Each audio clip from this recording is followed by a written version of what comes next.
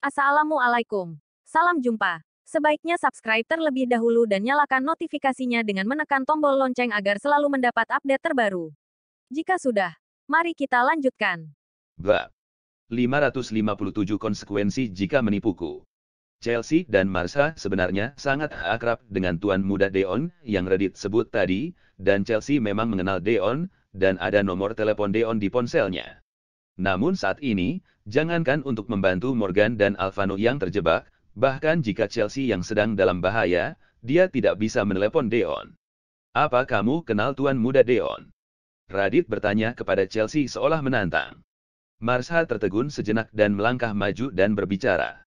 Namun, Chelsea langsung mengulurkan tangannya untuk menghentikan Marsha lalu berbisik, "Aku tidak akan pernah meminta bantuan pada orang itu seumur hidupku." Marsha menatap Chelsea, menghela napas tak berdaya, lalu menelan apa yang ingin dia katakan. Chelsea berkata dengan suara rendah kepada Radit, "Aku tidak mengenal pria itu. Karena kamu tidak mengenalnya, kamu harus mengeluarkan uang untuk biaya pengobatan. Jika kamu tidak punya uang, mereka berdua hanya menunggu untuk dipukuli oleh orang-orangku," kata Radit enteng. "Aku tidak membawa uang sebanyak itu ketika aku pergi. Kamu lepaskan semua temanku dulu, dan aku akan memberimu uang itu ketika aku kembali. Bagaimana menurutmu?" kata Chelsea lembut. "Apa kamu bercanda di sini? Kalau aku melepaskan kalian semua sekarang, kemana aku akan mencarimu? Lian harus memberiku uang sekarang, dan itu harus tunai, atau aku akan mematahkan kaki kedua orang ini sekarang juga."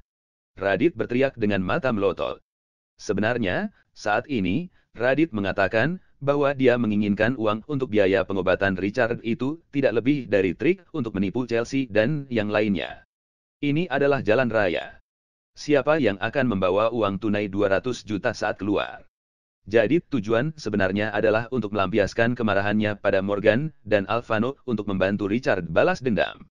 Saat ini, bahkan jika Chelsea benar-benar mengeluarkan 200 juta, Radit pasti dapat mencari alasan lain untuk membuat Morgan dan Alvano tetap di sini. Penumpang bus juga ikut menyaksikan masalah kali ini. Awalnya mereka mengira orang-orang Pramudia akan datang dan kejadian itu akan segera berakhir, namun tidak ada yang mengharapkan hasil seperti itu pada akhirnya. Chelsea berdiri di sana dengan ekspresi tak berdaya di wajahnya. Saat ini, dia tidak tahu harus berbuat apa untuk membantu Morgan. "Tuan muda Morgan, apa aku boleh bertindak sekarang?" Alvano bertanya pada Morgan dengan lembut. "Jangan dulu," Morgan menjawab dengan lemah, lalu melangkah maju dan bertanya kepada Radit, "Aku tidak tahu tuan muda Deon yang kamu bicarakan, tapi aku kenal orang lain di Bondowoso. Bisakah aku menelepon orang ini? Kecuali tuan muda Deon, tak seorang pun dari kita yang akan takut." Richard menatap Morgan dan berteriak penuh semangat. "Apa kamu yakin?" Morgan bertanya dengan ringan. "Aku."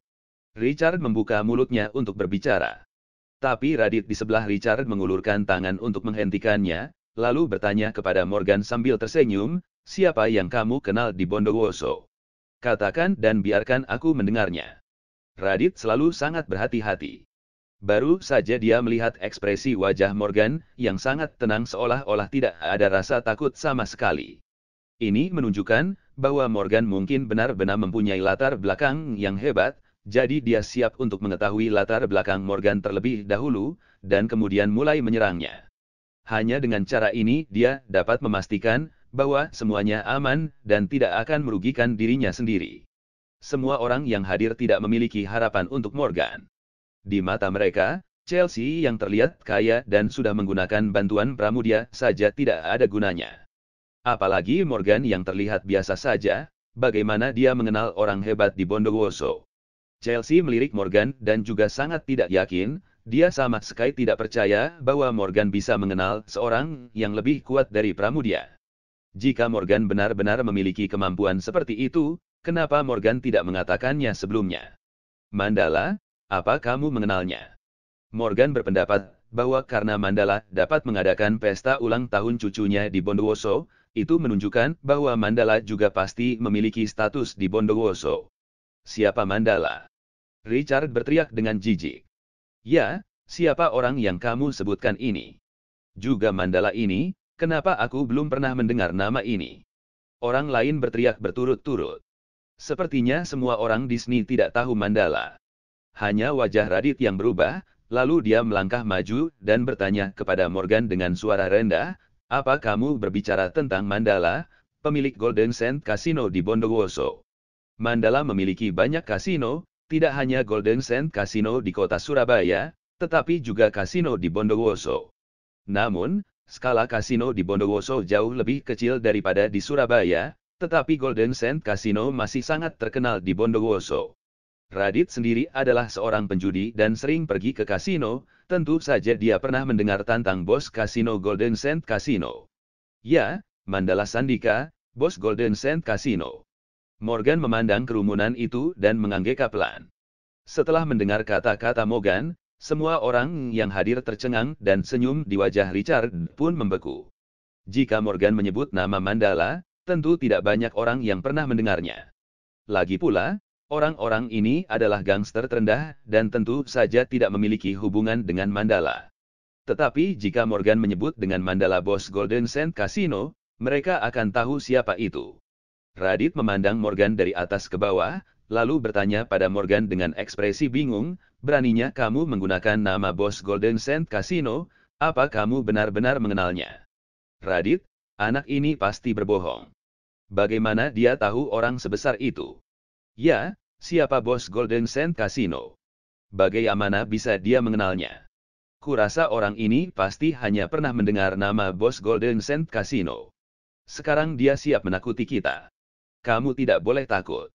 Anak buah Radit sepertinya tidak percaya ini dan meneriaki Radit satu demi satu.